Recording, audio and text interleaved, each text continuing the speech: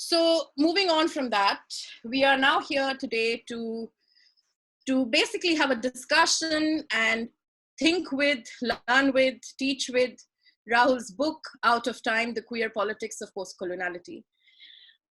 Before I get into sort of explaining a little bit about the book and also reading out just one small paragraph that I really loved, I would like to introduce our speakers.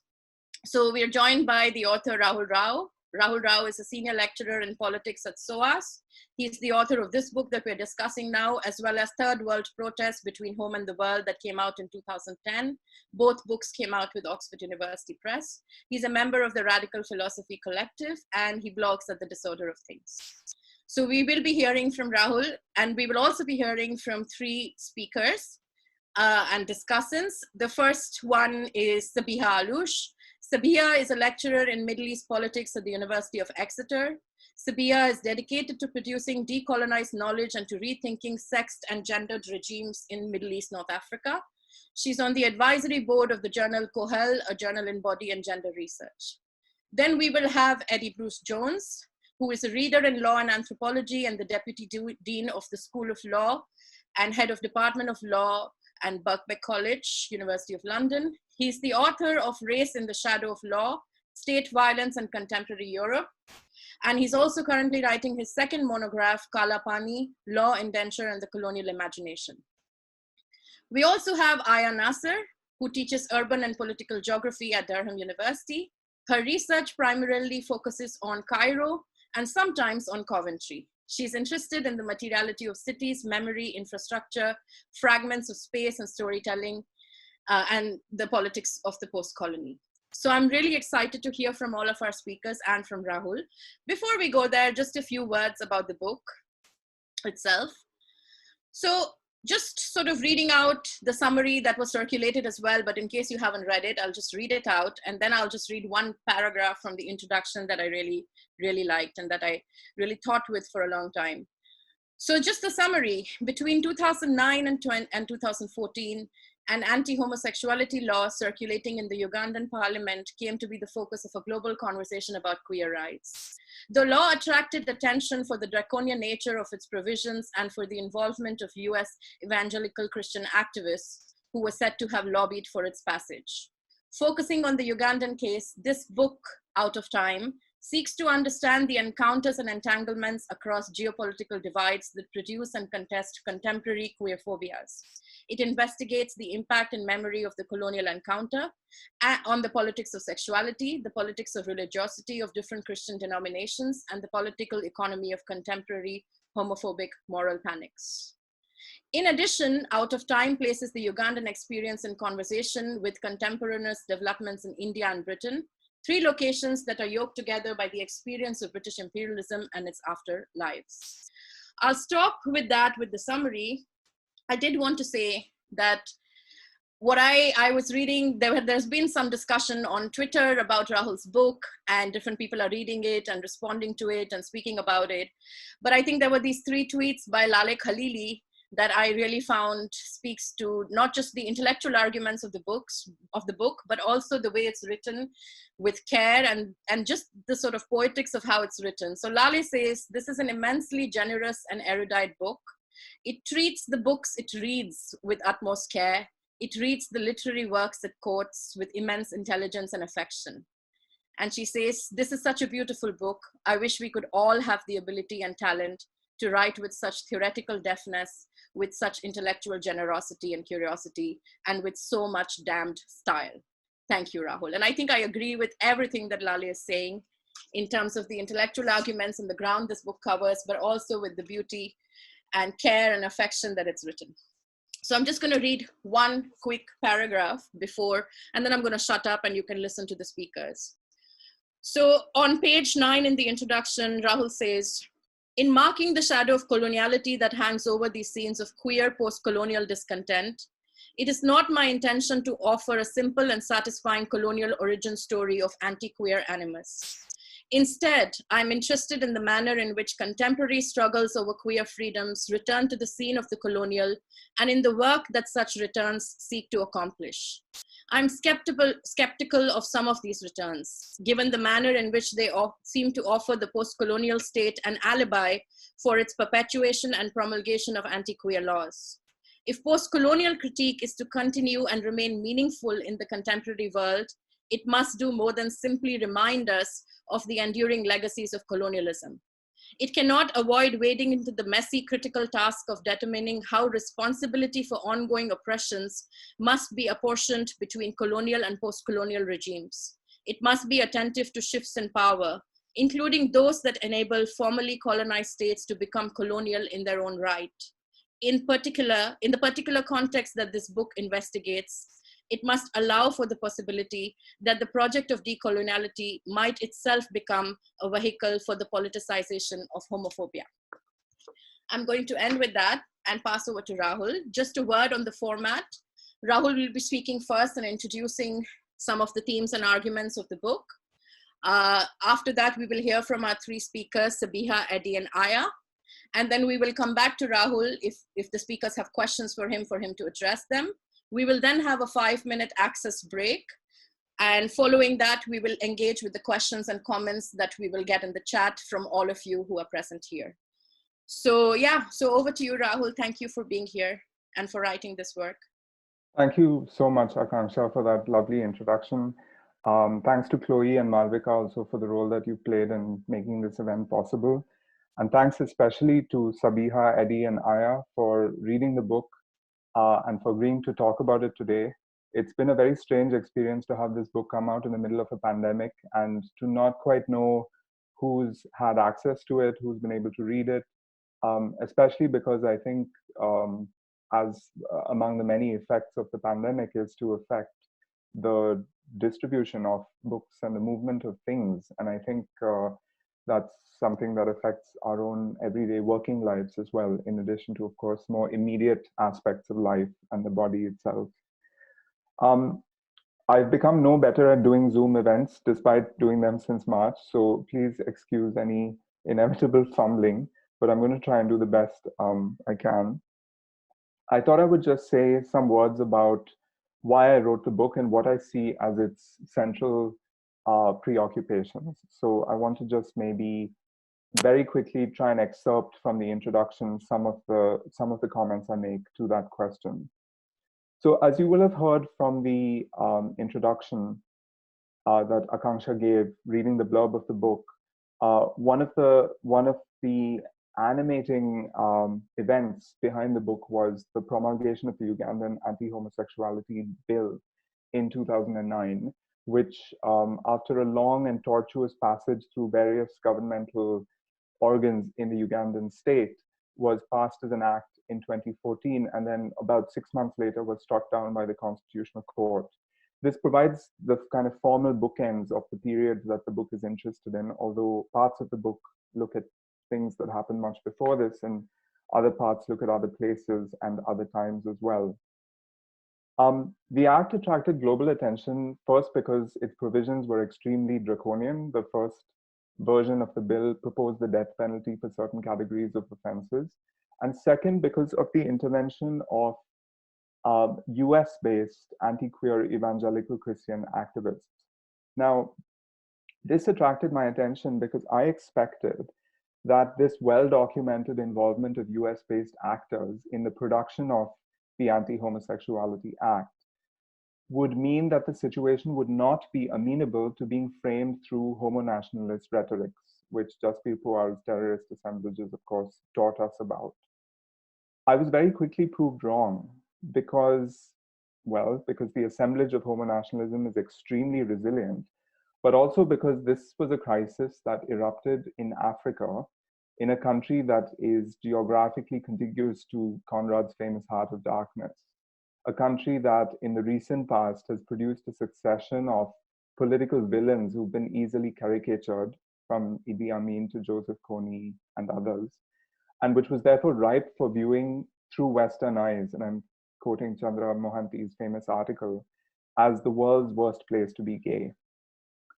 On the other hand, in criticism of this kind of homo-nationalist discourse, we saw a liberal critique which tended to focus attention almost exclusively on the Western actors in this drama, to the exclusion of Ugandans, so that the crisis became understood as a conflict between US-based queer and anti-queer forces, or Western queer and anti-queer forces, that had simply been exported onto African terrain, where the balance of forces might have been to their advantage. I consider this equally, well, not equally, but differently problematic from homo-nationalism, and I describe this kind of discourse as homo-romanticism because of the way in which it seems to view Ugandan actors in this controversy as blameless pawns who are simply manipulated from the outside. And so what I try to do is I try to offer an account that draws attention to Ugandan agency in the production of political homophobia without resorting to the Orientalist homo-nationalist tropes that I mentioned a while ago.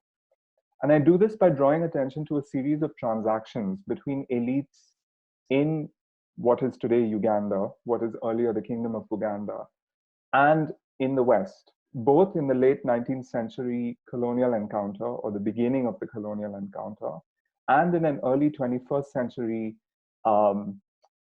set of circumstances that draws attention to the geopolitics of Anglican Christianity, which is the most powerful Christian denomination in Uganda.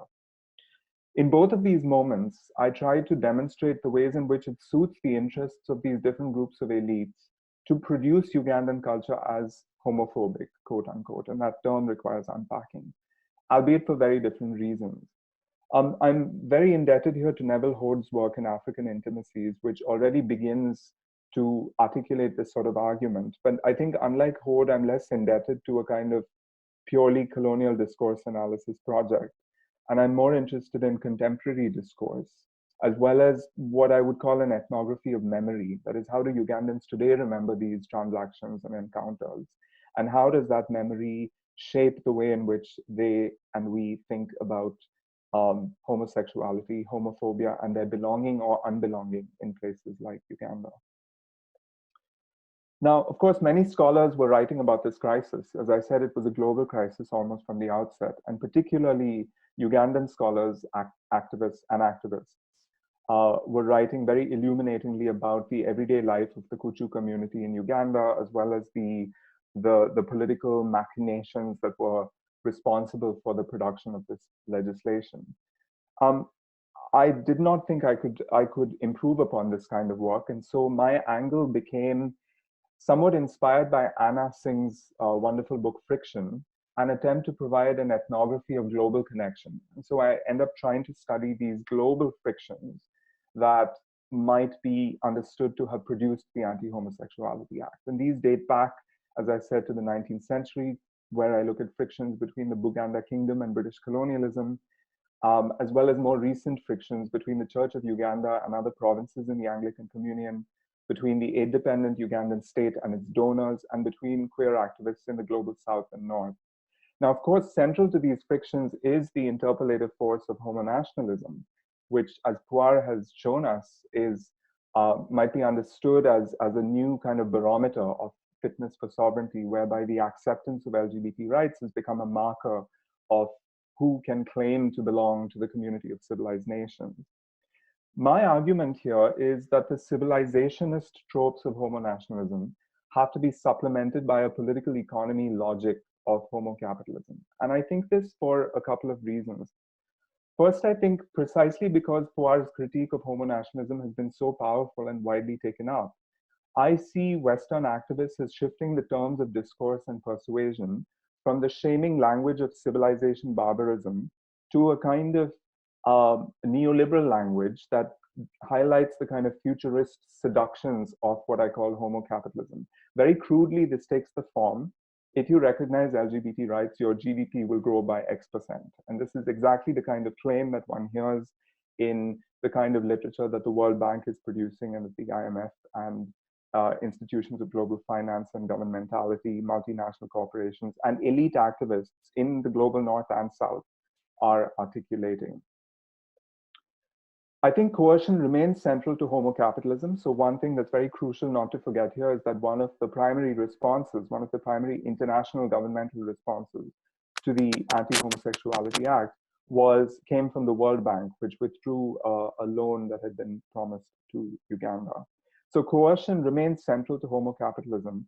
But I think as compared to homo-nationalism, homo-capitalism is more invested in eliciting consent by holding out this promise of futurity, of growth and productivity if a state embraces LGBT rights. Now, precisely because I was interested in global frictions surrounding this legislation, the scene of action shifts in the book from one chapter to the next. So sometimes I'm looking at the way in which donor countries, such as the United Kingdom, which is additionally also the former colonial power in respect of Uganda, are reacting to this legislation. In another chapter, I'm looking at the way the World Bank is reacting to this. And so as the scene of friction shifts from one chapter to the next, one of the things I observed, or that became evident to me, was that the understanding of queerness itself seemed to shift. We weren't talking about quite the same thing. In a sense, queerness became refracted through other categories. For the World Bank, it became refracted through the category of class. For British parliamentarians, it became refracted through the category of race. And for the Indian judiciary, in the context of struggles over transness and backwardness, as understood in Indian constitutional and political discourse, queerness became refracted through the category of caste. So I became really interested in how these refractions take place, how one category becomes another. Now, of course, many of us turn to the notion of intersectionality to understand these relationships between categories. I was also very interested in the way intersectionality had come to be problematized by Puar's work, particularly the discussion about the relative merits of intersectionality and assemblage, in which it's been argued that intersectionality has been misread through a liberal lens as a kind of coming together of separable axes of identity, such as race and gender. And so what I do quite early on in the book is I return to Kimberlé Crenshaw's foundational work on intersectionality, and I try to reread it with the assistance of several other very astute readers of Crenshaw, including Anna Karastapis, to remind us really that when Crenshaw is talking about intersectionality and about these axes coming together, in fact, she's arguing or revealing that dominant understandings of these axes already have other axes wrapped up in them. So for example, the dominant understanding of sex discrimination in those early American judicial precedents that she was looking at were those of white bourgeois women. So class and race is wrapped up in the understanding of sex discrimination. And dominant understandings of race, likewise, were those of bourgeois Black men. Class and gender is wrapped up in the understanding of race discrimination. And so I think even if intersectionality has been deployed in sloppy ways, that original foundational scholarship does give us the tools with which to think about it in much more complex ways. Another source of inspiration for this reading of intersectionality was Ambedkar, who many of you will be familiar with, but some of you may not, the preeminent Dalit leader and also the architect of the Indian Constitution, who in his writing on caste, and particularly an essay called Castes in India, Their Mechanisms, Genesis, and Development, surveys many different definitions of caste, and then ultimately concludes that it's impossible to define caste except with reference to endogamy. In other words, it's impossible to define caste without reference to the control of gender and sexuality. So I became very intrigued by particularly a sentence in that essay where he says, caste is nothing, I'm not quoting exactly, but this is a paraphrase. Caste is nothing but endogamy, and endogamy is nothing but the reproduction of caste. And this, to me, suggested a different kind of visual metaphor for thinking about relationships between categories. Not so much the layers of base and superstructure that orthodox Marxism appeals to. Not even so much the kind of crossroads metaphor that our liberal understandings of intersectionality have lent themselves to, but something much more like a Mobius strip in which one category becomes another, and then that other becomes the original category in shifting configurations. And I picked this idea of the Mobius strip from something Elizabeth Gross says. So a lot of the book can be read as an account of how queerness becomes various things: imperialism and anti-imperialism, paganism and Christianity, whiteness, bourgeoisness, but also subordinate caste status in different chapters. And I hope each chapter provides a thick enough account of how these sorts of metonymic mutations become possible. Finally, a third register on which the book might be read, and this is in some ways the hardest register to generalize it because it emerges much more slowly through the whole book, is that it is a book about time. And I suspect the commentators today will have more interesting and relevant perspectives on this, because I have to say that I came to time last in the book. It was the most obscure register on which I realized I was writing the book. But hopefully its place in the book is evident throughout. So let me just say a few things about what I think might be distinctive about my approach to time. There is a very well-developed literature on queer temporality, which I think has mostly been a critique of the notion of what Elizabeth Freeman calls chrononormativity. That is the way in which we have become used to thinking of time in a hegemonic way, framing political priorities, but also framing life plans, political trajectories at all levels of political life. And so most of the critical literature in queer temporality has been about criticizing chrononormativity, and especially criticizing the kind of future-facing dimensions of liberal Western queer politics. I think postcolonial temporal preoccupations have been different. Not entirely different, but there has been a different set of concerns. And those concerns for me are captured by a discursive clash between two statements that are very common, which I've encountered very frequently, both in Uganda and in India, which is on the one hand, the claim that queerness is Western, and on the other hand, the counterclaim that it is the institutionalized criminalization of queerness that is Western, imported through colonial penal codes and so forth. Now, in response to these claims that queerness is Western, non-Western, and using all of these terms problematically here, queer activists and scholars have been encouraged to stake out temporal positions. That is to say, to counter the claim that queerness is Western, activists have often turned to the archive to look for signs of same-sex desire or gender transgression in the pre-colonial, because pre-Western contact past. And so a spatial claim actually has wrapped up in it these temporal positions and questions. Now, many scholars have problematized this kind of simplistic turn towards the past, and I have in mind here particularly the work of Anjali Arundekar, who points to the ways in which this leads to a nostalgic view of the pre-colonial past, the ways in which it instrumentalizes the archive, fails to see the way in which the archive itself produces the subjectivities that we claim to be looking for in a different time, etc. But I became intrigued by the question of whether there was a way of engaging with the past or mining the potentially reparative possibilities of a turn towards the past, perhaps in the register of memory, even if not history, without succumbing to the temptations of vulgar empiricism, ventriloquism, and anachronism. And here a whole set of authors who will be familiar to many of you become very foundational and useful for my thinking around memory and the reparative possibilities of the past. I'm thinking of Avery Gordon, Saidia Hartman, but also the way in which people like Michel Roth-Trouillot, Pierre Nora, Dipesh Chakrabarti distinguish between history and memory and think about the potential critical possibilities of memory in relation to history. Similarly, with futurity, of course, critiques like Neville Hoad's No Future have articulated a very powerful and forceful critique of queer futurism. But I was also interested in whether these triumphalist trajectories exhaust the possibilities for thinking about futurity. Jose Munoz says no, and I was interested in perhaps digging further in that direction.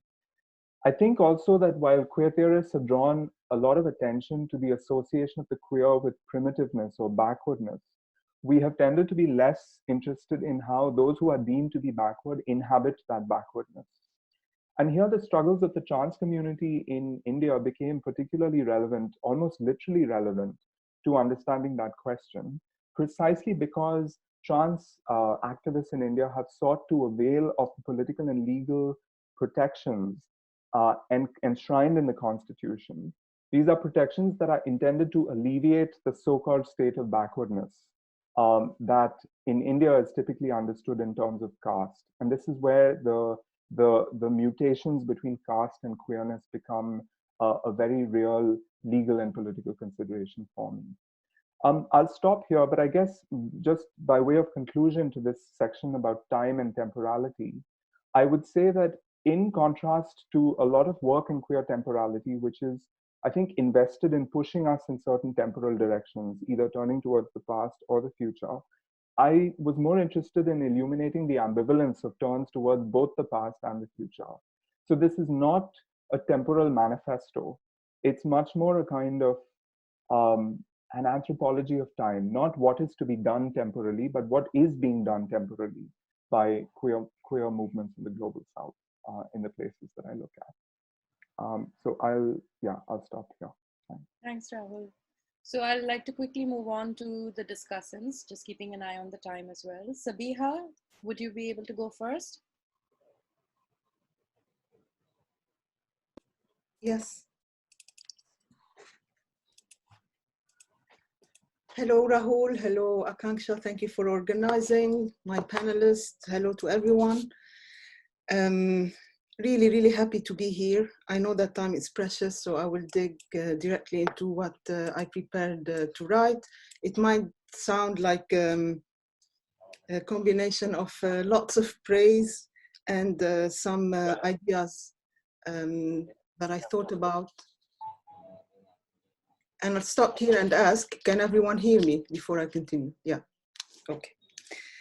So writing in 2015, Robin Weidman and Elizabeth Wilson ask, can queer theory proceed without an allegiance to anti-normativity? In other words, they are asking, is queer necessarily transgressive? And can queerness, broadly speaking, remain so once it is co-opted by statal and international apparatuses? Now, we know, thanks to the ongoing endeavors of queer theorists and queer IR theorists, too many to count and name and give them their due, we know that the short answer is no. But we also know that a slightly longer short answer is it depends, and that it depends largely on what we mean by normativity, or what it is that is normative that we are taking issue with to begin with. So what I take from Rahul's book is that I see it as he takes issue with not only straight formulations of time, and here straight time means in a linear way, as in from point A to point B, but also straightness in the Jose Munoz sense, cis and heterosexual, but also the presumption that time and space are always conjoined, right? Or what happens in a particular time must also happen in the space in which this time supposedly takes place. For me, reading Rahul's book was like watching a puzzle board coming to completion, although I would say almost to completion, and I will show why in a bit. Each piece of the puzzle, for me, reflected a fraction of time, history, a fraction of space, or sometimes both. And for me, what the book does is it neatly arranges these pieces, and the result is a world map that looks nothing like the one we know and teach in our classrooms. So by disintersecting the many categories that construct seemingly fixed figures, including the queer, the slave, the migrant, the Westminster MP, the Christian pilgrim, the pagan, etc., Rahul not only attaches them to their rightful history, he literally concretizes history by relocating them to their due space-time. And for me, the book successfully shows the non-conjoinment of time and space. And in this sense, I think queer IR analysts oftentimes, in this sense, the book is not only transnational, it is also time-bending. And I think it's a great methodology that will hopefully lead to even more fruitful discussions in queer IR scholarship. And like Rahul has already, rightly pointed out, I think this is possible because he embeds intersectional analysis with a path-dependent one, right? And cautioning us against this simplistic articulations of intersectionality in the way that Kimberly Crenshaw, in the way that we often understand or reduce the work of Kimberly Crenshaw to. And intersectionality may convey a sense of fixity, but we should always remember that this fixity is the product of the text that produces it in the first place. But the most amazing thing about the book for me is, by historicizing the path dependency of all these different social categories together, I think it is time that we recognize that we are all post-colonial. The Queen herself, the IMF, me, you, Rahul, our chair, our panelists, and I explain. And I had actually included the very same extract that Akanksha had begun the talk with. Post-colonial critique cannot avoid wading into the messy critical task of determining how responsibility for ongoing oppressions must be apportioned between colonial and post-colonial regimes. Now, in our work in Queer IR, I think too often we focus on the post-colonial regime from the South, and I think we, by bending both space and time, we can also, think about the post-colonial regime in the so-called North. And Rahul may not have written a chapter on disillusionment, but his work reveals the workings of postcoloniality as modernity. Never have so-called developed nation states reached such levels of disillusionment, Brexit, neo-authoritarianism, neo-populism, separatism, etc., you name it. Each has its own, each is haunted by its own specters. And more importantly, each is telling of the non-alignment of state and nation. Too many identities and groups to accommodate, but the map and the geographical borders remain the same. Sometimes elsewhere is better, at the same time here is better. The migrant is the root of evil of all causes, but who else will nurse our sick? Who else will drive our buses, cook us curries, etc.? So clearly we live in a wrong geotemporal world map, or at least this is what happens when we enforce a straight reading of time, or when time itself is forced onto a particular space. And so basically the larger scene is that whereas Europe has to grapple with many of its specters, it has to do this now in an increasingly unpredictable and precarious global financial system. And I want to use a contemporary example to approximate, the continuity of nationalism and capitalism, maybe not in a strictly homo sense, in the, referring to homo nationalism and homo capitalism, but I want to, wonder at the public outcry at the appointment of Tony Abbott as UK trade envoy. Yeah, so apparently he's one of those people leading the negotiations post-Brexit, post-Brexit UK. He's an ex-Australian PM. He's known for his, basically he's your average male cis, misogynist and homophobic man, right? Nevertheless, he is appointed as a UK trade envoy, and everyone had an issue with it, from your average talk show to the Daily Hate /Mail to the Guardian to the Sun, etc., etc. But then I'm going to follow what Rahul does in his work, reading or relocating or relocating the trajectories of homophobia. If we disintersect Abbott's many categories, well, here's what I have to say. I think about, in the same way that homonationalism allows the state to relocate homophobia onto non-white bodies, in the same way that homocapitalism allows states to mitigate with LGBT hostile states, I think what we take from the two is that the larger paradigm remains that he who has the upper hand can distinguish between the individual and the larger structure. And in this sense, Abbott is a perfect vehicle for channeling post-Brexit homonationalism. If the UK is to seek larger trade ventures, it must find a way to strike the right balance between her new partner's low homonationalist score and its own civilizing homonationalist pretenses.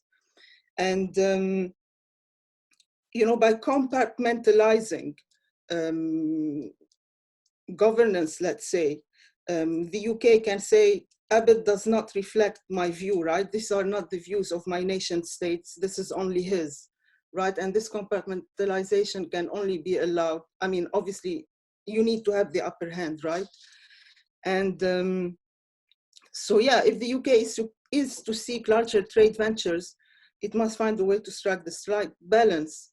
And Abbott, in a way, reminds me of the example in Rahul's book.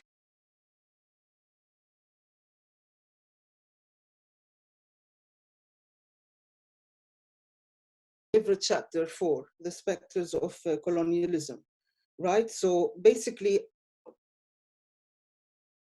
the sky is the limit for the UK now, and its hypocritical liberals can find peace and quietude when, you know, when the UK will be signing treaties with questionable partners by blaming it on Abbott's individual perverseness.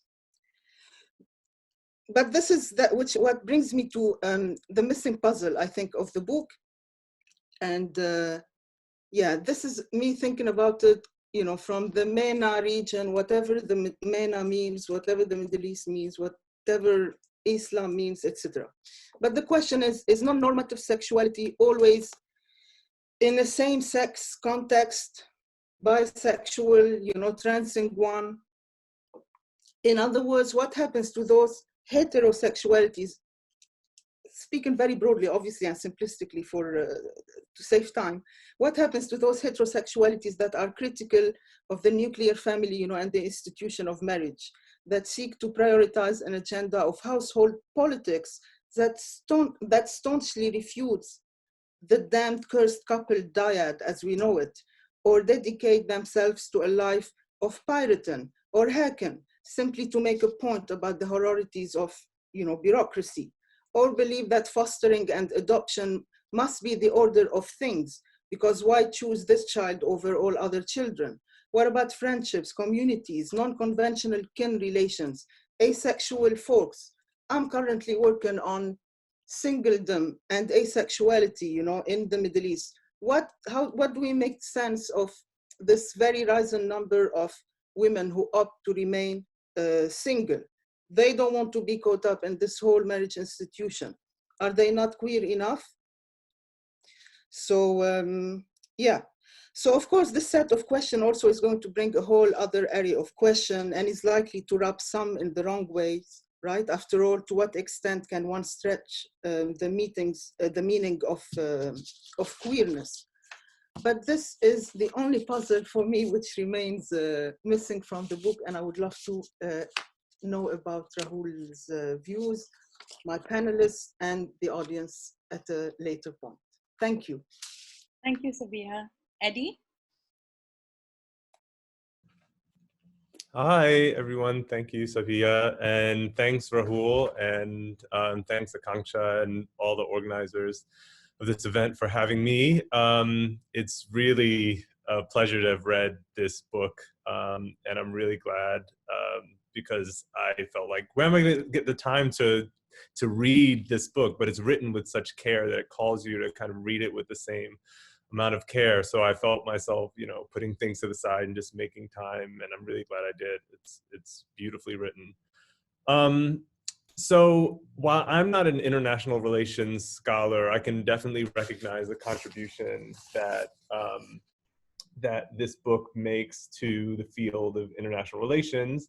And it centers the insights from queer struggles and particular queer theoretical perspectives, including queer of color critique and critical geography, among other approaches within international relations and within our understandings of the state and coloniality, which, having been in some discussions with friends in politics and international relations, I realize is no small feat. And it really is paving the way, I think, for using these perspectives as a guiding set of theoretical approaches for that discipline. But of course, it's interdisciplinary too, and I'll talk about that in a minute. So the context in which this book is being written and comes into the world is also really crucial. I mean, I don't even have to go through the litany of things that we've been experiencing in our changing world in the last year, but I also know this is the product of many years of thinking and researching, writing, countless conversations with interlocutors and colleagues and friends. But now is such a crucial time to really take on board some of the insights of this book, including coming to grips with the instrumentalization of queer rights struggles in two politically opposing arenas, both in the service of anti-colonial struggles, as well as in the alignment with coercive forces of global capital and present-day forms of colonialism, which I think the book highlights. And I think a lot of the, you know, Rahul mentions this too, a lot of the narrative is that it's one or the other, but that queer struggles can be instrumentalized in both camps actually destabilizes its ability to only be seen as one or the other, which could be really productive, but it makes the whole debate a lot more fraught and tenuous and demands a greater level of nuance and care, which I think the book pays a lot of attention to. And the book also raises the importance of holding different theoretical positions that queer and people of color scholars have produced and paying careful attention to their nuance and the possibilities that they offer one another, even when there's tension between them, rather than only paying attention to the ways that one forecloses or displaces another. So it's a timely study and close reading of our own political environment, as well as the generative debates that we're producing. And I think that's exemplified also in the intersectionality debate that I think Rahul, in 2 pages, puts into words, I think, something that I've been searching to kind of articulate for a really long time. But it just slips in. I think that's also one of the things about this book. There are lessons kind of hiding, you know, behind each corner. So you're going through and you think you're reading about one thing, and then the literature review type of material is actually a rereading of theory and a kind of a re-articulation of the theorists that have been canonical in this arena, but are being, you know, brought together for a different type of conversation, which I think is rare in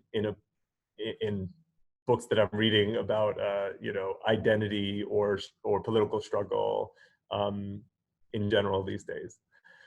So Rahul maps out the discursive constructions of homophobia in Ugandan society, and he offers the 2 kind of opposing constructions that we typically hear, that homophobia is inherent and deeply rooted in the fabric of Ugandan society on one hand, and that it's an instrument of Western organizations and interests on the other hand, and that this has shaped activism and transnational social debates on the repressive laws in post-colonial context, but specifically in Uganda. And he holds the complexity and the layers of these narratives and their problematic implications throughout the book. And that's where, as he mentioned earlier, he presents this idea of homoromanticism, which I think is just a really brilliant,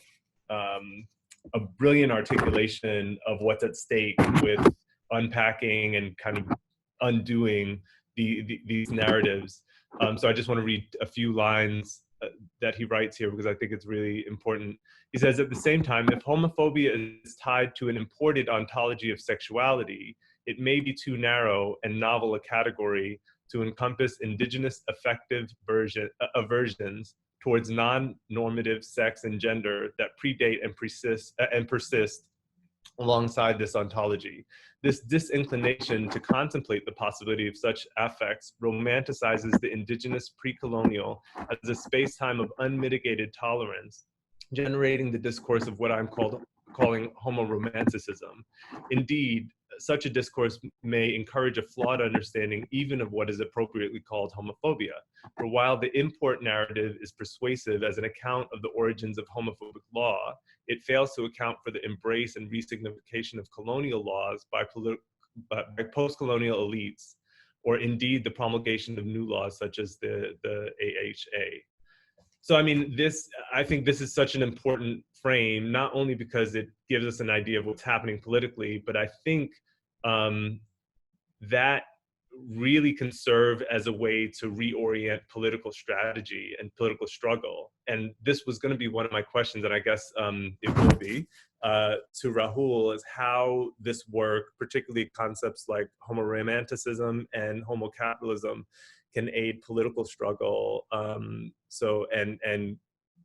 you know, political struggle on the ground. So in Uganda, for example, of queer activists, but also the development of queer critique and queer thinking that might aid in helping us to come to terms with some other form of being, some other way of being queer in the context of post-colonial politics beyond Uganda.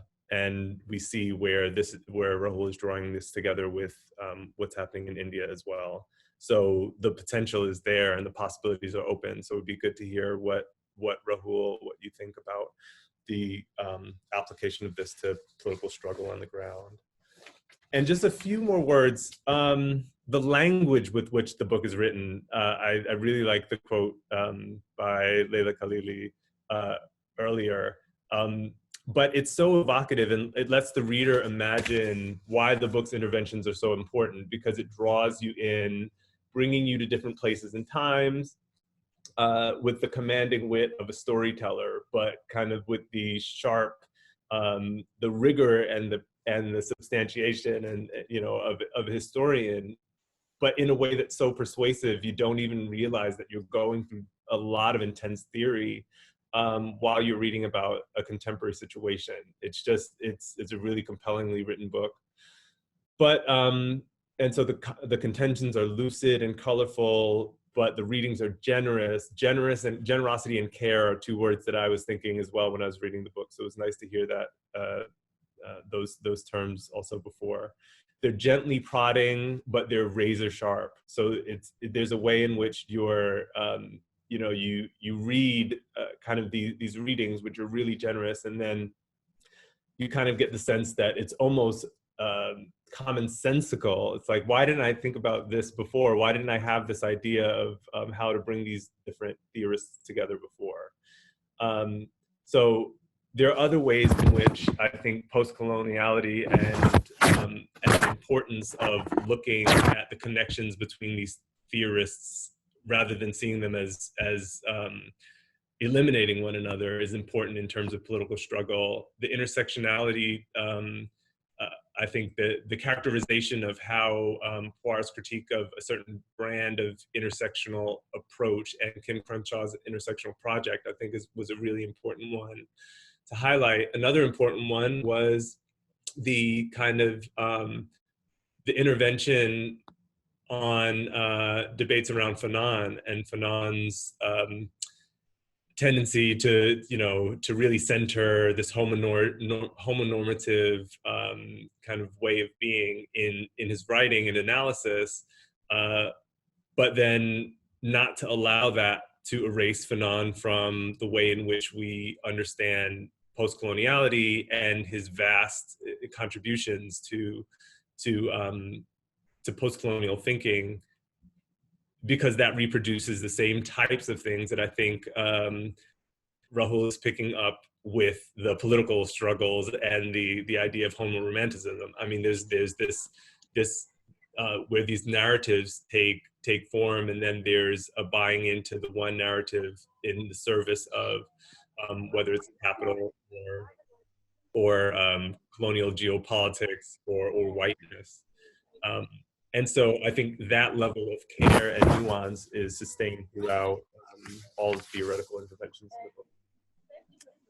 I know I'm running out of time. There's just so much to say about this book, and it's so hard to even put together some general thoughts, because I think it's highly specific, but somehow really applicable to other disciplines. I mean, not only international relations, but obviously law as well. I mean, I've been, racking my brain on how to discuss coloniality in the context of refugee law and refugee claims, which goes alongside looking at constitutional reforms in different countries where the debate is oversimplified as either, endemic homophobia or the British colonial laws.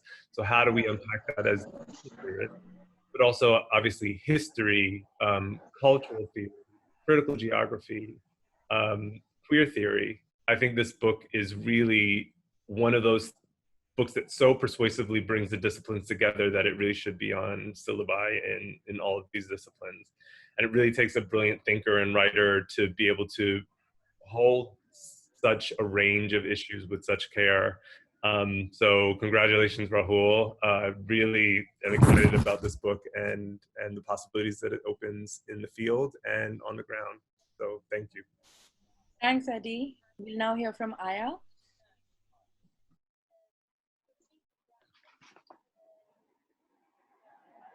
So I'm conscious of time, so I've set my timer to 8 minutes to make sure that I wrap within my allocated 10 minutes, just in case, because I'm also going to hide Zoom. But anyways, thank you so much, Akanshika, for inviting me, and for the fellow panelists, and such a very generous turnout as well.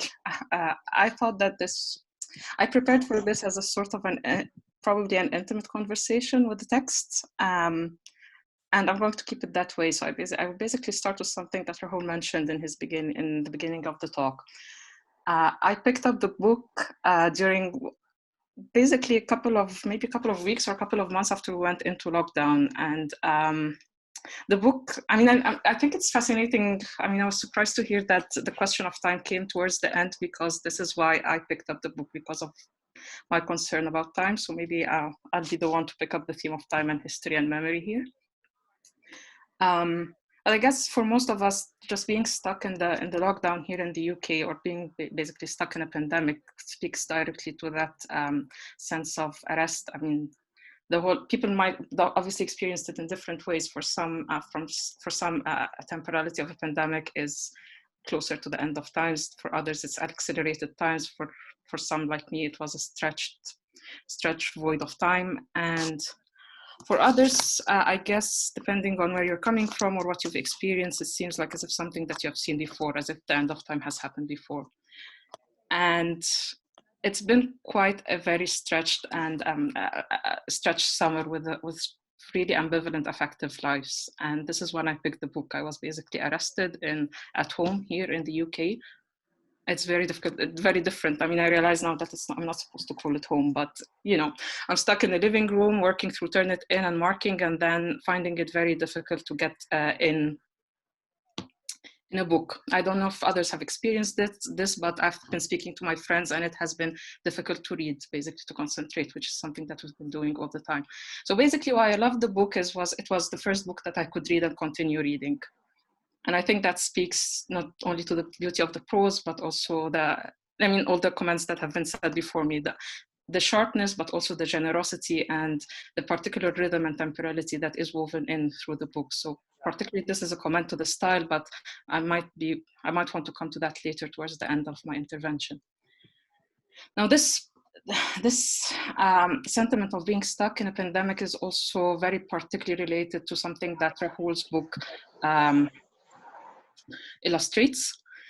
and which is basically this the sort of ambivalent or fractured subjectivity of being a post-colonial person stuck between here and there, and sort of stuck between a time of now and the time of somewhere else you all call home, but is also mapped out on a map as a place that is backwards. So to exemplify, I'm Egyptian, I was here in the pandemic and I couldn't go back home. And the reason that I couldn't go back home, because during the time of the pandemic, Egypt was seen among other places in the global south as a place that is not dealing with the pandemic very well.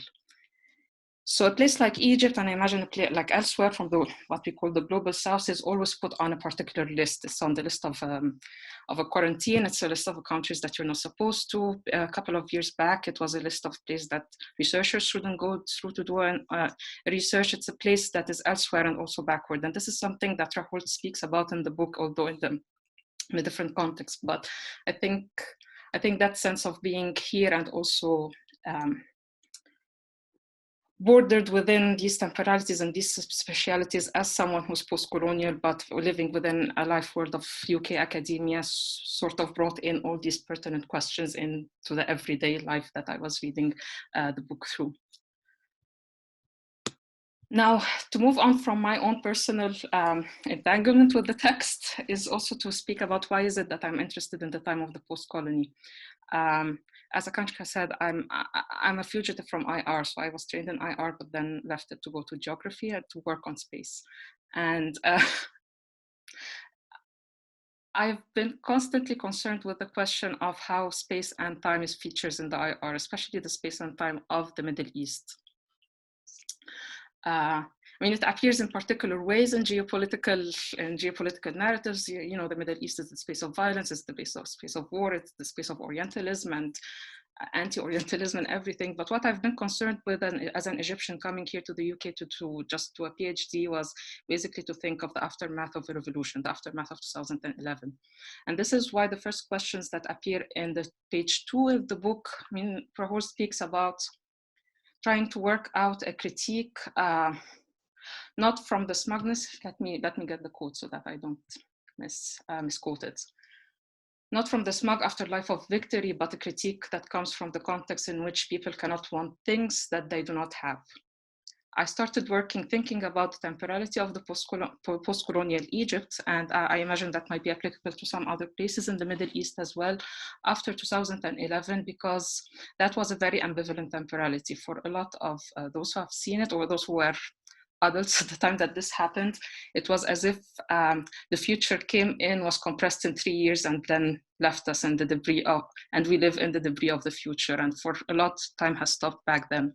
For others, people have moved on. For others, it's a time of resistance. So I'm not trying to generalize here of an experience of an Arab Spring, but I'm basically was drawn in the text precisely because thinking in the afterlife of something or in the aftermath of something, being it victory or failure, is what draws me into the queer critiques of temporality, basically, of how we can think about a future that not only hasn't come, or that we're supposed to think about in different ways, either in neoliberal ways or in a sort of a backward future, terms that Rahul uses in the book, but also a future that seemed to have come and passed, and we're neither in the afterlives, neither of victory or of failure, but something maybe else entirely. So this is basically where I come from, and this is where I come towards thinking with this book in terms for the broader temporality of postcoloniality. Like, how can we think about the post-colony if you're a post-colonial subject supposed to redraft certain scripts depending on the type of allies you're speaking to. And this was why I imagine, but I don't want to assume that at least 3 of us have picked the exact quote to highlight, which is the quote of, yeah, I'm guilty of picking up the exact same quote about the post-colonial critique and how it can remain relevant to hold in the complicity of the post-colonial state.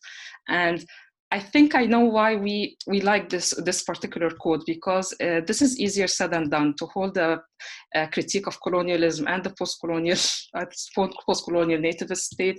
We tend to have the theoretical arsenal to do that, but it is always easier said than done. And to be honest, I don't see a lot of people who manage to do that with the same breath. Rahul being one of them, Laila Khalili being one of them, but also others. But it's also very few, and somehow it seems like as if we cannot hold these critiques in the same breath. We kind of have to regulate our breath and have to regulate our performance in scripting and delivering these kinds of critique. And this is why I think this book is fascinating as a resource for general post-colonial thinking. Oh, wow, so I'm out of my 8 minutes, so I'm supposed to wrap up. I didn't expect that.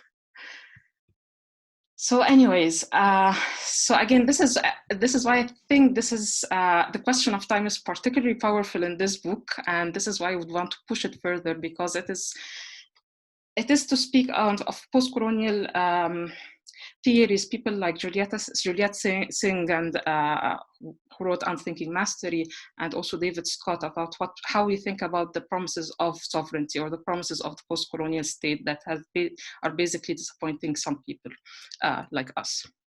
Like, how do we deal with that inheritance? And these are questions that I think lots of people are, from my generation, from the place that I come from, are dealing with at the moment. So I'll skip on a few comments, but I'm happy to pick them up later in the conversation, just in case, because I don't want to run out of time. I know we're due to a break now, but I'll just highlight very briefly 3 things that I liked about the book, and maybe 2 questions for Rahul if he feels like engaging with them. They are not really questions, but sort of invitations. The first thing I mentioned already, which is like this refusal to assign responsibility or culpability to a very complex, an assemblage of different power relationships, which I think is absolutely very powerful. The second thing that drew me in is the seductiveness and the promise of the archive. I think this is somehow mentioned explicitly in the text, but also the way that Rahul writes also might suggest that there is some promise as well in the process of writing and the process of the research that some form of archive would be a place of redemption, perhaps, or a place of picking up the traces of oneself, to come back to the Edward Said quote that you start with. And I think this makes it a very interesting book in terms of methodology, in terms of methodology of doing research on time, because we start from the first chapters looking into the archives, but then we move into questions of memory, and then questions of spectres and haunting, and then different questions of promised futurity, neoliberal and background futurity. And as we go there, we also are complicating the narrative. I mean, the chapter on spectres, for example, looks into speeches by British MPs, which is, if you're teaching a class on methodology, that is the most rigorous archive you can find, right? But then it is also the most ephemeral and the most spectral as well. So I think there is a very complicated and intricate methodology working through dealing with the promise of the archives, the promise of the memory, the ghosts, and what the promises and hopes spectral thinking with specters might do to us. So, and this would be my question for you, if you would want to say something more about methodology, not in the sense of like the methods and what happened in the field, although that is fascinating as well, but sort of also how do we bring in these threads of thinking about time together in terms of working with it, but also disrupting in the same breath, in the same breath. Now, the final thread that I absolutely loved was sort of the sensitivity of dealing with the question of space. As I said, even in the most critical iterations of the space of the post-colony, there is this desire, especially in IR, probably this is why I left, but to make space relevant as long as it is the space of the international, as if the everyday spaces and the everyday places that where we come from don't matter unless they interpolate something that is called the space of the international. This comes even from the most critical ally texts. So in this sense, I thought that the treatment of space and place throughout the text was quite sensitive and fascinating. Especially when we talk about how place is sticky. And this sort of sentence stuck with me. It's like how we get stuck in a viscous space-time in particular places, but also we might decide to get scripted out of them by activation of memory, for instance. So my final question would be about the question of the politics of writing. I mean, I started with a personal note. There's a lot of personal accounts woven within the theory in the text itself. But also I'm reminded by a brilliant article that Akanshka has just written that the actual process of writing, sorry to put you on the spot, but anyways, it's a brilliant article. It's a review of Julieta Singh's No Archive Would Restore You, and in which I think Akanshka is trying to use writing as a form of archive as well.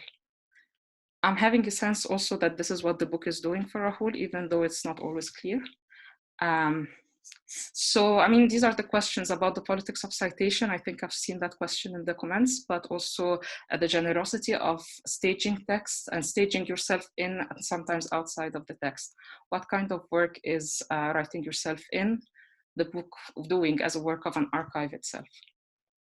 I guess I'll close off here, but I'm happy. I have a further comments about how time is operating in the post-colony of Cairo, but I'll just shut up. Thank you. And thank you to all the speakers. So we're going to take a 5-minute access break and come back. We're running a bit delayed, but we'll come back after 5 minutes, and then I'll hand over to Rahul again, and we can also start picking up the questions. So it's now 16:12 London time. We'll be back in 5 minutes.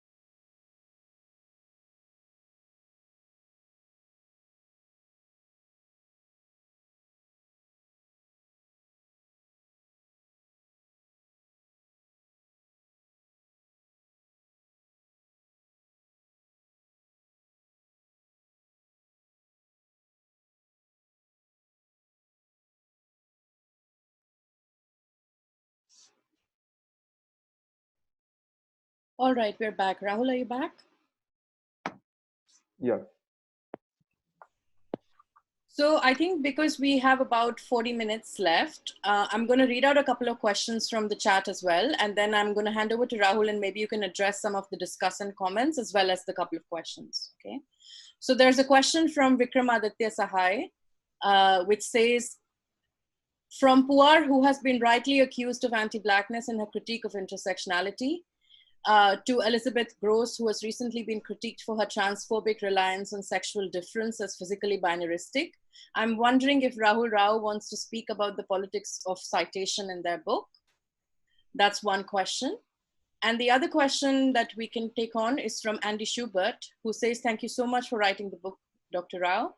I'm wondering how you see your work in relation to decolonization theory, keeping in mind that one major aspect of critique of postcolonialism from decolonial theorists is temporal. This is something I'm grappling with and would love to hear your thoughts. So I'll hand it over back to you, Rahul, and you can address some of the comments from the discussants as well as these two questions. And for the audience members, please do keep posting questions in the chat. We do have some time to get through some of them. Thanks so much, Akanksha, and thank you to all the discussants for your incredibly thoughtful and generous comments.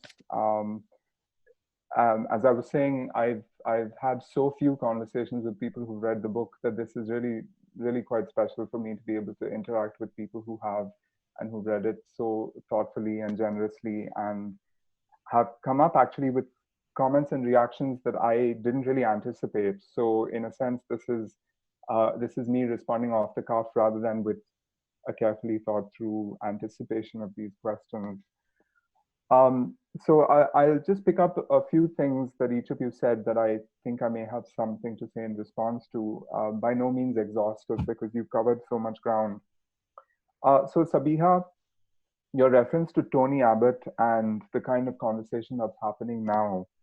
A lot of this book was written in a kind of long Brexit moment, right? Even though I wasn't writing about Brexit, it was completely, and of course Trump, I was not writing about either of these things, but it was completely impossible to be to live in you know the world without having these contexts sort of impinge on oneself, and also at the same time thinking about Modi and the kind of authoritarian nationalist populism that is so powerful in India at the moment. Those were sort of three major reference points that were impossible to ignore for me. So it was really important for me to think about the relationship between racism and casteism and queerphobia. That felt like an inescapable question, even if it didn't present itself in quite the same way in the Ugandan context that I started the book with. I found very useful for thinking about this question, a book that for some reason I don't think has been read enough in the UK, and this is Anna Marie Smith's new right-wing discourses on gender and sexuality. I think it came out around the same time as Lisa Duggan's critique of homonormativity, but this is a book that's situated in the UK context, and I'm actually quite surprised that it's not better known in the UK than it is. One of the most compelling sections of that book is a discussion of the Section 28 homophobic controversy in the UK, which some of you will know was a clause in a local government act that was introduced to ban any kind of teaching in schools run by local authorities that would promote homosexuality or acceptance of same-sexness or queerness. Trans issues were not discussed on that in the context of Section 28, but there is an echo, I think, of a lot of those discussions in contemporary transphobic discourses in the UK. But the really interesting argument that Anna Marie Smith makes there is that the tropes, the metaphors, the discursive moves that were being made in the Section 28 discourse uncannily echoed prior racist discourses under Enoch Powell and Margaret Thatcher. It was almost as if racism had supplied the mold into which these temporally subsequent moral panics were taking shape in those same molds. I had a very similar kind of insight when reading Shamira Meghani's work on the representation of HIV stigma in Indian literary and cinematic texts. And the argument that Meghani makes in reading those texts is that HIV stigma was being represented through the same metaphors as caste discrimination, particularly untouchability. So once again, it seemed as if caste had supplied, as a sort of foundational social institution in the South Asian context, had supplied the mold or the forms within which temporally subsequent moral panics were taking shape. Moral panic is a reductive and insufficient way of describing these things. It describes only the kind of superstructural expression of these things. So I think that term, as phobia as well, needs much more unpacking than perhaps I give it in the book. And so it's in that sense that I view, moments like Tony Abbott, the way in which a country can proclaim its queer friendliness in the same moment as it is convulsed with these anti-migrant, racist discourses about belonging is extremely interesting. And I think paying attention to the ways in which racism and casteism kind of structure the terrain on which these other panics install themselves, I think is a really important thing to hold in mind.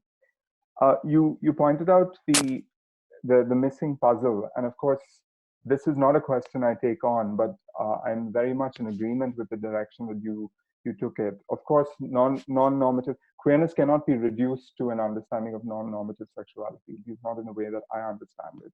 And so all of the context that you raised, singledom, asexuality, I very much see as within a queer frame. I suppose the reason they don't figure in this book that much or at all is because what I was looking at is forms of queerness that have become politicized in international relations. And that's where the IR theorist in me was paying particular attention to those forms of transnationally politicized queerness. And so, of course, that leaves out an entire field of things that have not yet become politicized at the same geopolitical levels. That's not to say they are not queer, but it is to, I guess, acknowledge that the frame of this book is narrower in the kinds of queer things it takes up.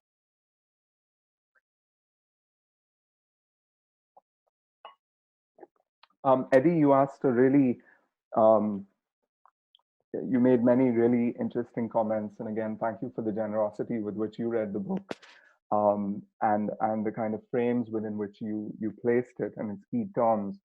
One of the questions you asked, which I don't think I have an answer to, is how do these new concepts or newish concepts, homo-romanticism and homo-capitalism, how do they speak to an aid political struggle on the ground? In a sense, I think it's premature for me to even suggest that they will be very helpful. I suppose what I'm trying to do with those concepts is to capture certain discursive features that maybe had gone under-recognized or under-theorized, to give them a name, to be able to describe their constituent features, to make them more of a thing that we ought to worry about before we then decide what to do with that or against that.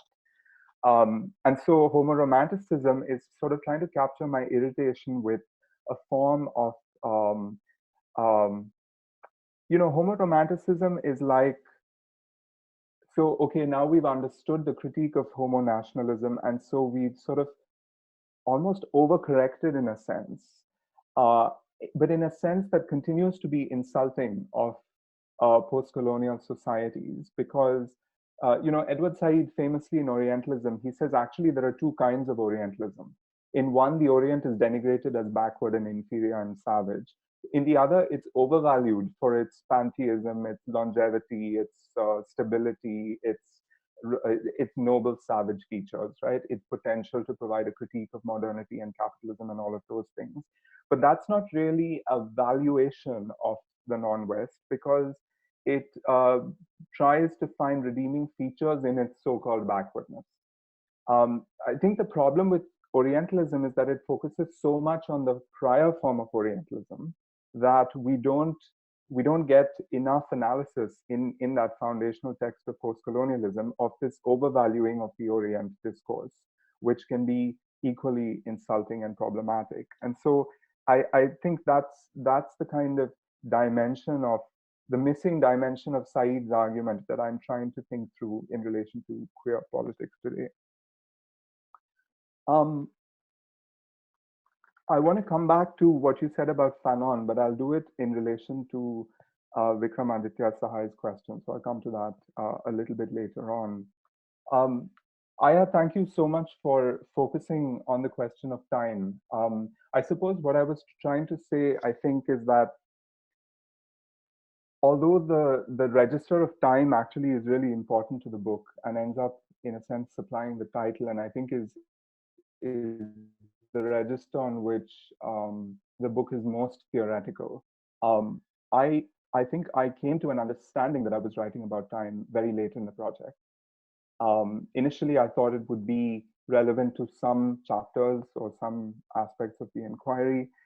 And then I think over time, I realized that I was actually thinking about the way in which time was a weapon, an instrument, the very object that was being fought over, the terrain. It was all of these things in the conversations I was talking about.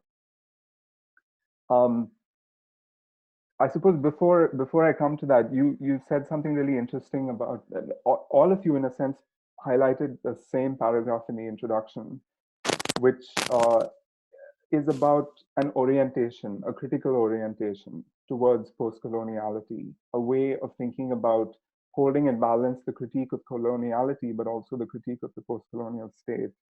And once again, I found myself thinking a lot about Edward Said and the way in which he tried to do this.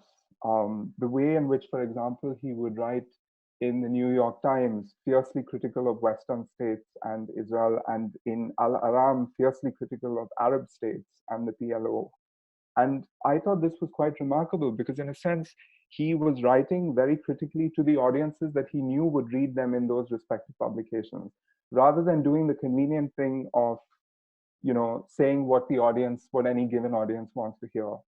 And so for me, I think what I tried to take out of that, we of course live in a very different world from the one that even he inhabited, in the sense that things we write and the media in which we write are instantly accessible.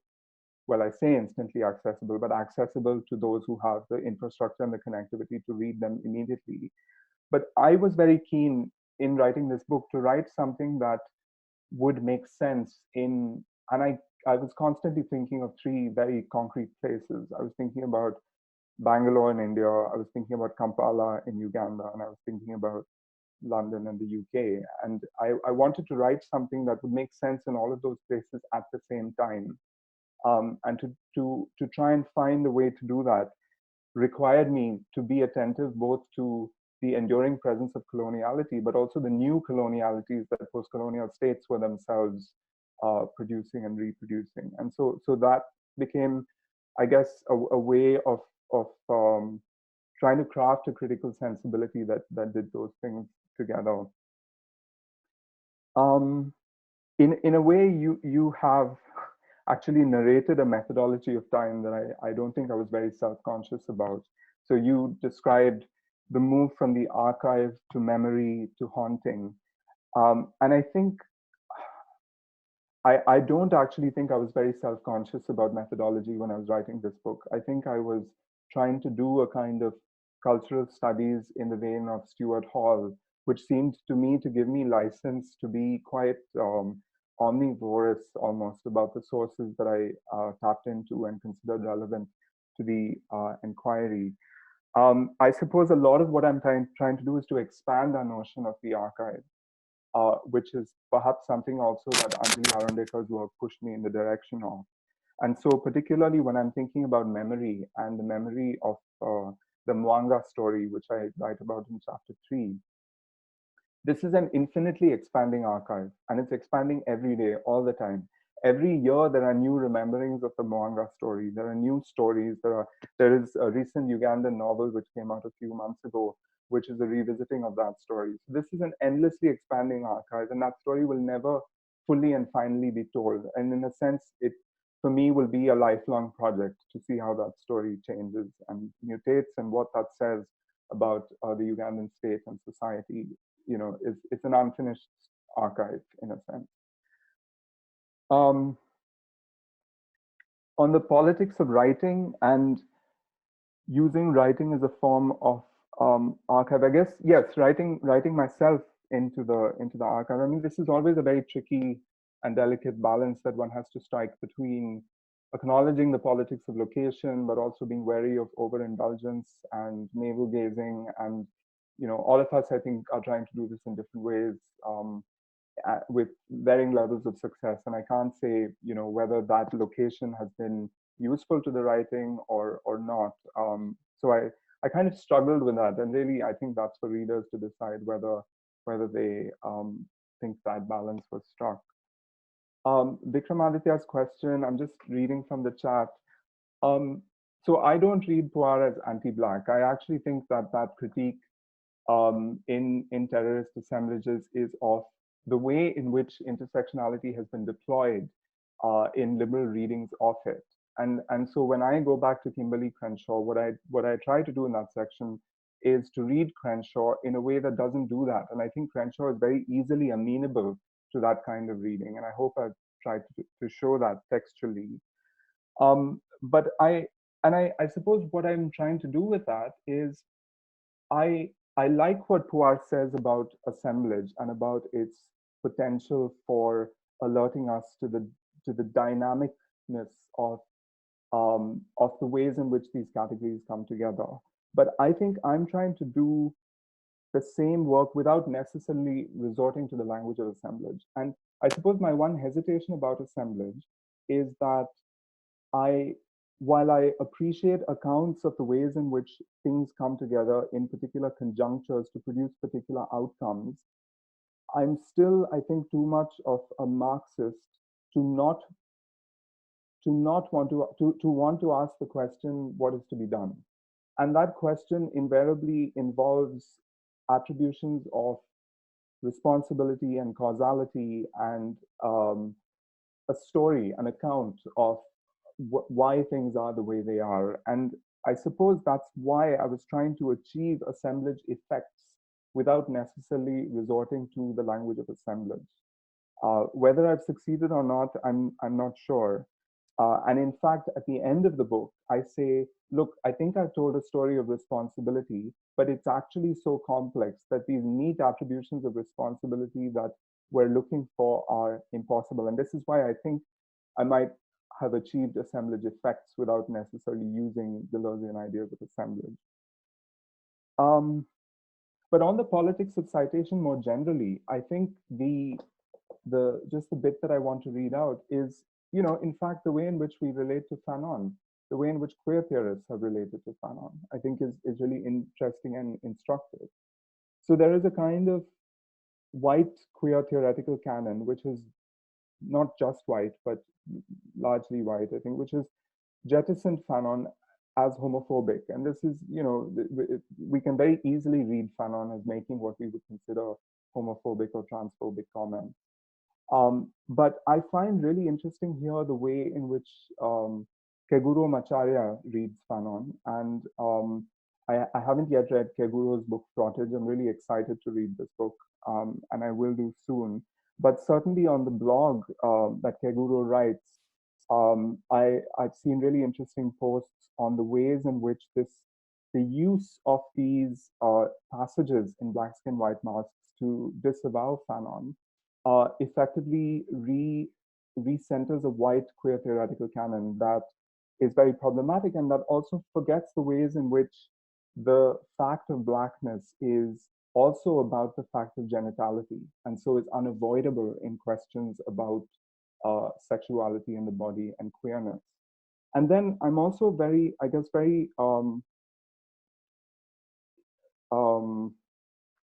moved by Bell Hooks's reading of Fanon in a collection of essays called The Fact of Blackness, where Bell Hooks compares her reading of Fanon to the way in which she relates to her own father. And I'll just read out that passage because I think it might tell us something about a politics of citation with people with whom we do not fully agree. And she says, Already a resisting reader, whenever I heard the sound of my father's own voice, I knew how to let go every sound he uttered that was destined to limit and confine me, as surely as I learned to cling to every word that brought me closer to a freedom that enabled me to leave my father's house, to leave home. It was the practice of being a resisting reader that enabled me to hear in Fanon's theories of decolonization, paradigms I could use constructively in order to liberate myself, even though she's also saying that there was a lot in Fanon that she found very difficult, just as there was a lot in her own father that she found difficult. So I would say that this is my approach to the politics of citation. And it's inspired very much by Hooks's reading of Fanon. Oh, there was another question, I think, about decolonial and postcolonial theory.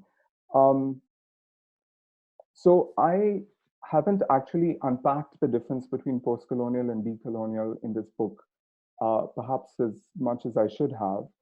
But I suppose what I'm trying to say that both of those theoretical formations confront a problem, which is that both can become vehicles for a politicization of homophobia. And the way I make that argument is to the point of the ways in which the Anglican Communion, or at least some of the leading voices in the Anglican Communion, saw what they were doing as a project of decolonization, rather than necessarily being deeply invested in the politics of sexuality.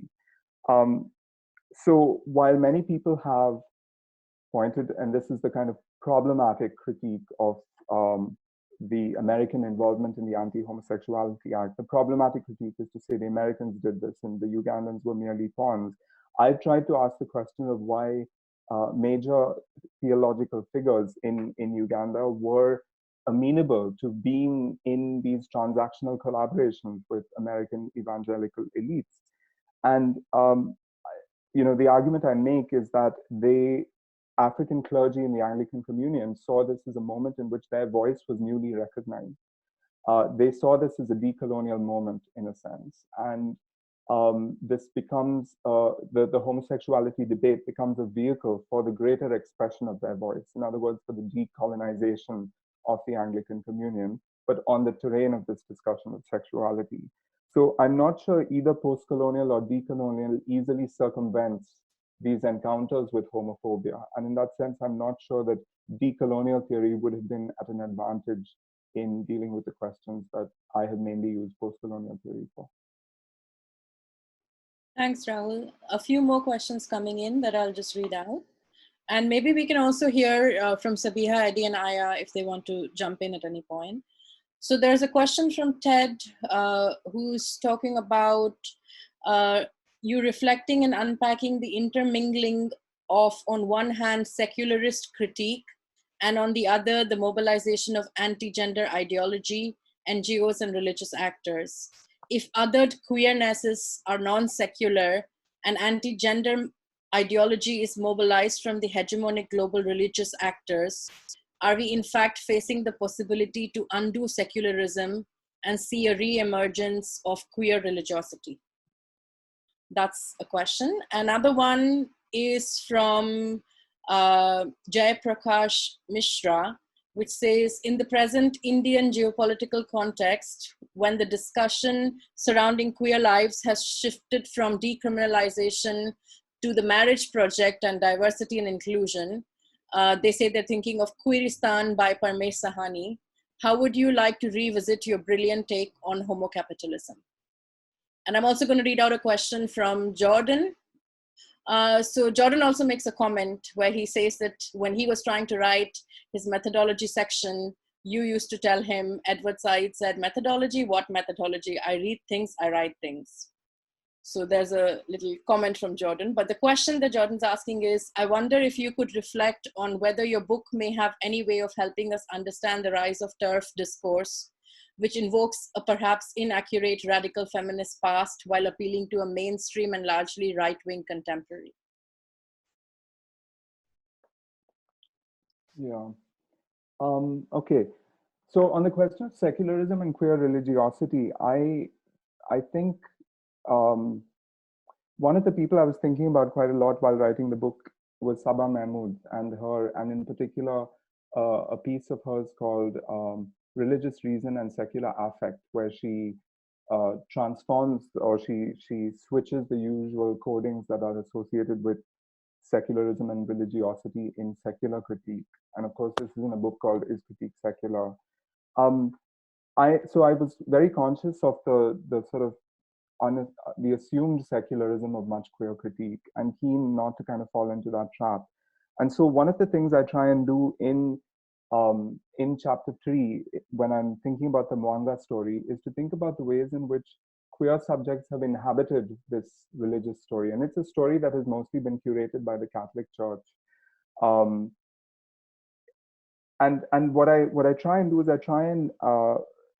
try and bring to light the ways in which queer subjects have themselves inhabited the tapestry of the story by engaging with various figures in the story as potential queer ancestors, and not just the story of the king, who is, the hegemonic, the powerful character in the story, but also of the Ugandan martyrs themselves. So the book is trying to push in the direction also of the possibility of queer religious critique, and it's articulating this in a very situated way in the context of the Mwanga story. It doesn't perhaps abstract out of that to make a larger claim about the possibilities for queer religiosity, but those possibilities certainly are there. And maybe a recent book that unpacks this much more explicitly than I do is Adrian Van Klinken's book, Queer Christian Kenyan, which is about the activities of queer Christian activists in Kenya, as the title suggests. Jai Prakash's question about marriage. I think, yes, the marriage discourse is certainly being pushed by certain actors in the Indian context, as it is everywhere else. I think the Indian queer and trans movement is much larger and more diverse and varied than this elite discourse that we see and hear emanating from certain places. And I think it's an elite preoccupation that is very well captured and critiqued by concepts like homonormativity and homonationalism as well, because it accepts a certain view of queer progress. It takes that view from a trajectory that is well worn in other geopolitical contexts, and it seeks to sort of tread that same line and trajectory. And so in a sense, I think this is what we would expect, and it seems to be playing itself out. And what would be interesting to see is if either if we see a different kind of account of queer relationships, including perhaps queer marriage, that doesn't fall into those kinds of homonormative traps, or a rejection of marriage altogether. I think one thing that's very interesting here is Ambedkar's thinking on the possibilities of intercaste marriage. Now, whether we call it marriage or not, and perhaps we don't necessarily need to reduce that critique to the possibilities of marriage. We can think about that critique as telling us something about the possibilities of alliance across caste lines, might supply us with a much more powerful way of attacking this kind of discourse than simply using queer theoretical critiques of marriage as a priority. So I would be interested to see, and I know that there are critiques emerging in that vein. Jordan's question, I think actually that apocryphal quote is Joseph Raz, not Edward Said, but I think that's, yeah, it does describe some of my own approach towards marriage, towards methodology. Sorry, I'm mixing up questions now. So your question about turf discourse, I want to just look at the text of the question so that I make sure that I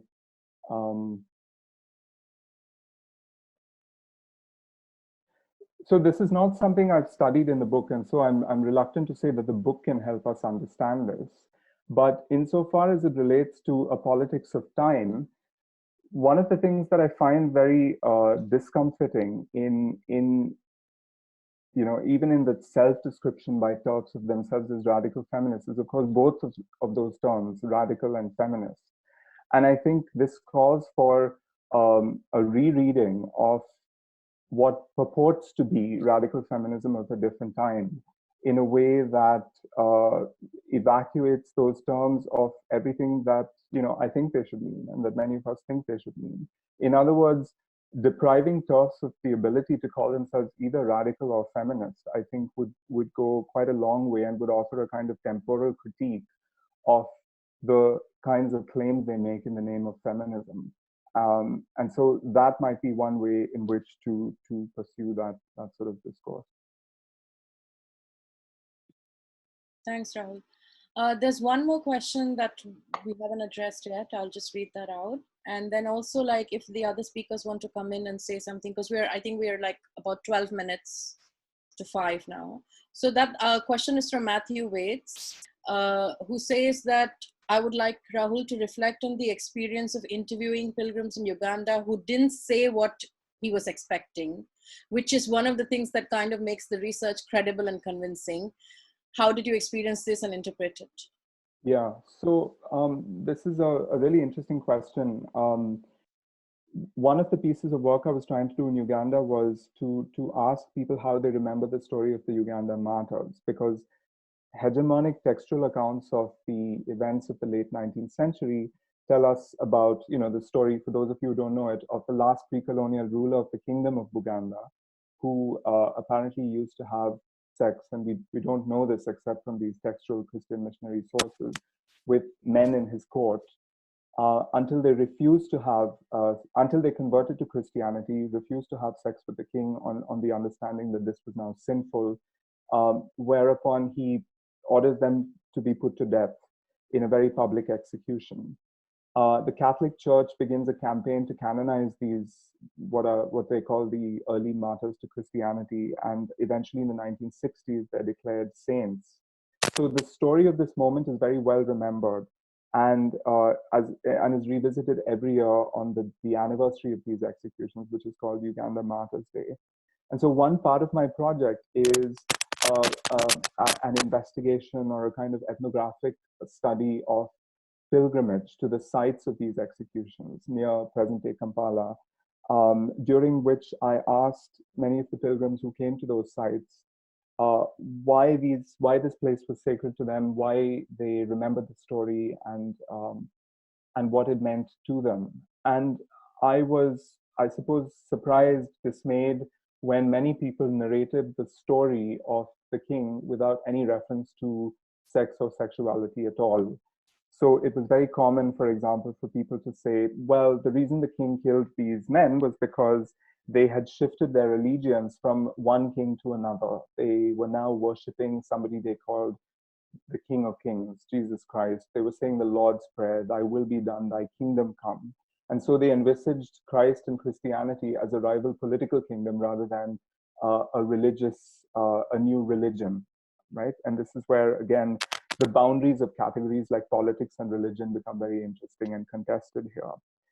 So on the one hand, when pilgrims narrated the story without any reference to sex or sexuality at all, I began to wonder whether this was the result of a politics of suppression, right? Whether precisely because of generations of suppression of the story by Ugandan elites, it had now become impossible for ordinary people to narrate the story without any reference to non-normative gender or desire in the way that contemporaneous texts from the 19th century did. But that meant that I seemed to know what I was looking for before I even spoke to people. And that seemed like a very problematic kind of ethics of anthropology, to sort of to know what you are expecting, to assume that the absence in the story can only be filled with sexuality is to answer the question in advance. And so I became reconciled to the possibility that either the gendered and sexual aspects of the story didn't bother people very much, which I think says something very interesting about queerness and queer tolerance, or perhaps that it was an aspect of the story that had been effaced by the successive pronouncements of Ugandan elites, both politicians and priests and writers. And I trace some of the ways in which that effacement might have happened in the chapter. So ultimately, I don't have an answer to how to make sense of the everyday telling of the story without reference to gender and sexuality. All I can do really in that chapter is to curate these many versions of the story that are on offer, to think about what their different elisions and silences might mean. And in a sense, to say to the reader, here are the sets of stories that Ugandans are already telling themselves about their own past, rather than for me to make an authoritative pronouncement about which of these things is, true and false. That latter enterprise, I think, is what history and historians with a capital H do. And that's not really the work that I'm doing, certainly in that chapter. Thanks, Rahul. Would Sabiha, I, or Eddie like to say something or come in? We still have a few minutes.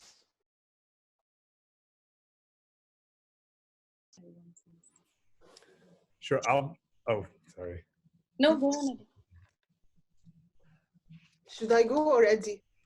You go, Sabiha. You go. It's going to be very brief, but maybe I'm exaggerating, but I think, this exercise of disassembling these different categories and reading them, on their path, in a way also allows us to predict the future, in the sense that, right, and this speaks to the question that came about circularity, and because at some point when I was reading the intro, it's in my notes, and I was like, I don't know whether to go down this route or another one, right? Oh yeah, when you tell us in Uganda about homonationalism, homoromanticism, and how homophobia can be opportunistic, right? I was thinking about the very, very possible, right, in the very near future, rise of neo-Christianity in Europe. What is secularity? Christianity, again, becoming opportunistic, again, this will be the future debate, right? Reconciling between romanticizing Christianity or Catholicism or whatever, and, thinking carefully about its historical roots, but also its future routes. So yeah, that's all. Thanks, Sabiha. Eddie? Thank you. Yeah, I mean, the comments that Rahul was kind of ended on reminded me of the conversation that I think he puts Avery Gordon's work in conversation with this whole the kind of relationship between history and memory, and also the archive, which I feel like for me is really instructive for a whole range of different historical projects, particularly post-colonial kind of projects. And I'm really interested in this idea of resisting, I think you call it, or our own Descartes called it, having the archive be freighted with hope, and then it carries this sense that then you know what you're looking for, like you were just saying, Rahul. And that's problematic, because then we start filling in the blanks with things that we kind of are reading into it in a way that might not be that ethical type of investigation. And so opening up that as an entry point to the haunting that you talk about with Avery Gordon's work, and kind of the setting the stage for a more hospitable terrain for the conflicts that history provides than the one that we might have otherwise, I think is a really important contribution to an ongoing discussion about what the archive means to us today. So you see lots of journals and books about the archive and kind of reckoning what the archive is, and I think this is a really good contribution to that. And of course, it relates to time as the theme in your book, but I think in a broader sense, it really helps us to orient ourselves around what the archive can hope to give us. Yeah, thanks, Eddie. And I think your piece in the Feminist Review on archives on Saidiya Hartman's book also addresses some of this. Another piece that I would recommend, the whole issue actually on archives that Feminist Review just released. Aya, do you want to come in, or should we go back to Rahul? Go ahead. And wrap very quickly, just because I got a question on the private messaging, and I thought, well, I was gesturing to work I'm thinking with, and it's well worth pointing to the great research that's being done there. So I was asked a question about the research that's being done on time in relationship to the Middle East. So I want to plug quickly that I'm thinking about the questions of time when I was reading, obviously, Rahul's book, also with questions that are emerging from Egypt along the research of Sarah Salim.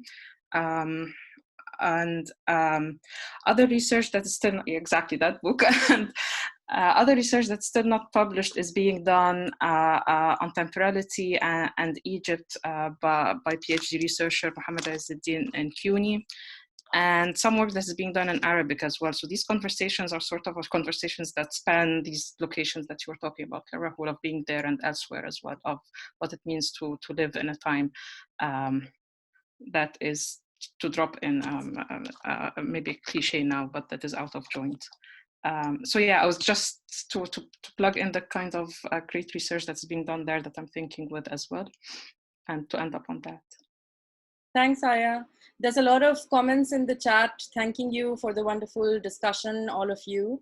And so in the last couple of minutes, usually in CFR events, we invite everyone to switch on their videos so we can all kind of see each other. It's a bit, you know, alienating to do these events like that. So if you're comfortable, please come in, switch on your video, join me in congratulating Rahul for this wonderful book that will be on many syllabi and that we will be thinking with, teaching with, learning from for a long time. Thank you everyone for joining in. Thank you, Rahul, for your time and your work. And Sabiha, Eddie, and Aya, thank you so much for such careful comments. You know, we were talking about how Rahul has written with care and affection, but your comments were with so much care and affection as well, speaking to the ways in which the work was done. And thank you to everyone in the audience. So do watch out for the recording so you can circulate it or use it in teaching. And there'll be an accessible transcript along with the recording. So that's it. It's always very awkward to end these things. Thanks. I just also want to just add my thanks to Akanksha and the organizers for, you know, I know how much energy it takes to organize these things, to Eddie, Aya, and Sabiha, and to everybody who has attended and asked questions and had comments in the comment box.